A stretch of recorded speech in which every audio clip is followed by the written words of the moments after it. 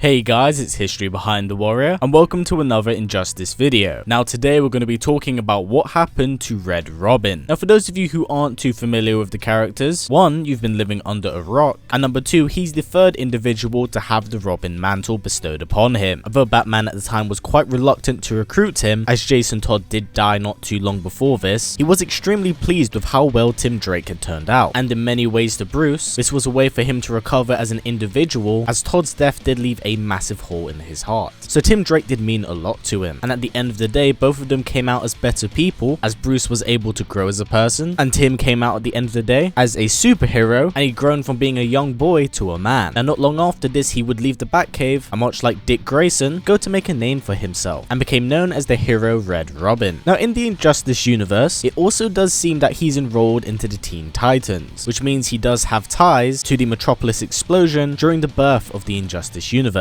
Now some of you aren't too familiar with this, allow me to explain. At the very beginning of the Injustice universe, the Joker is able to trick Superman into killing his own wife Lois Lane, which activates a trigger in her heart to a number of different explosives around Metropolis, which results in the entire city getting destroyed. Now during this time, a Teen Titans patrol group consisting of Superboy, Beast Boy and Kid Flash are unfortunately caught in the ensuing explosion, resulting in the death of Beast Boy and Kid Flash. When Red Robin and the rest of the Teen Titans arrive there, they find Superboy holding the dead body of Beast Boy, and a few days later, a funeral is held for those who had died. Now Starfire alongside Wonder Girl and Red Robin are given strict orders by Nightwing to keep an eye on Superboy, as the young man had been broken down to his core. Not only had he in fact lost his friends, but his idol Superman had become a murderer and was slowly on his way to becoming an evil dictator, as he was forming a regime. Now despite the Titans' attempt to help Connor, he would travel all the way to the Fortress of Solitude to try and get his hands on the Phantom Zone projector, as he wanted to imprison Clark and have him regain his thoughts and morality. And when he arrived there, he was followed by Starfire, Wonder Girl and Red Robin, who would try to convince him to not do what he was thinking. But unfortunately this would turn very pear-shaped, as Clark would arrive a few seconds later and confront Connor. This resulted in a battle between the Titans and Superman, which did not end well. Connor attempted to attack Clark from the back, only for him to turn around and punch him so hard in the sternum that it cracked his ribs and punctured his lungs. Now despite his Kryptonian genetic structure, this would in fact kill Connor unless he went into the Phantom Zone. So Superman made a deal with the Titans, saying that he would save Superboy by putting him in the Phantom Zone, but would only do this if they all went in there together. So with no other choice, Starfire, Red Robin, Beast Boy and Wonder Girl would all be stranded in the Phantom Zone. It's only up until 5 years later, in the Injustice 2 comics, which takes place after the Injustice game, where Bruce and his team are finally able to go to the Fortress of Solitude so that they can in fact rescue the Titans that are stranded there. Now when they get to the fortress, they are in fact able to open up the Phantom Zone and have Plastic Man reach in and pull out Wonder Girl, Starfire and Red Robin. Unfortunately they must leave Superboy there, as he can't escape the Phantom Zone due to his wounds. Now despite this, Starfire, Wonder Girl and Red Robin finally exit the Phantom Zone for the first time in 5 to 6 years, and Bruce has a rather touching reunion with Tim where they do embrace each other. Unfortunately this is cut extremely short in a very painful way, as Tim is suddenly struck from behind through the chest with a laser beam, killing him in Bruce's arms. You see, the Phantom Zone projector had been left open far too long, and Clark's uncle Zod had managed to pull his way out of the Phantom Zone, which has unfortunately led to the death of Tim. Now after this, Bruce in his grief climbs into a new mechanical bat suit to take on Zod, and even goes so far to the extent where he uses the Joker fear toxin on Zod that Joker used on Clark at the beginning of the Injustice comics. He then proceeds to pummel the Kryptonian into the ground for killing one of his sons. Now we don't really know what happens from here onwards, as I'm currently making this after issue 38 of Injustice 2, so more stuff could happen afterwards. It's unfortunate to see the passing of Tim Drake, as he was really the only other Robin that was not only alive but on good terms with Bruce. So it's an honest shame that he wasn't utilized more. But yeah, that's kind of it for this video guys. Hopefully you've enjoyed it despite its really dark and depressing tone, and at least it's informed you about what's happened with the character, as a lot of people including myself didn't really know how they were gonna kind of incorporate the Teen Titans back into the Injustice universe. And although it's nice to see them back, it would have been nicer to see all of them kind of as a team and be in one piece. But yeah, that's kind of it for now. Now before this video wraps up guys, if possible let's try getting it to about 500 likes, as it's a great way of supporting this channel since YouTube's ad system is broken as hell. So by giving it a thumbs up it helps out a ton, and if you'd like to go that extra extra mile, we also have a Patreon set up, and a link for that will be down in the description below. Now, as always guys, please comment, like, subscribe, and share this video with everyone you know. Please take care, and I'll see you all next time.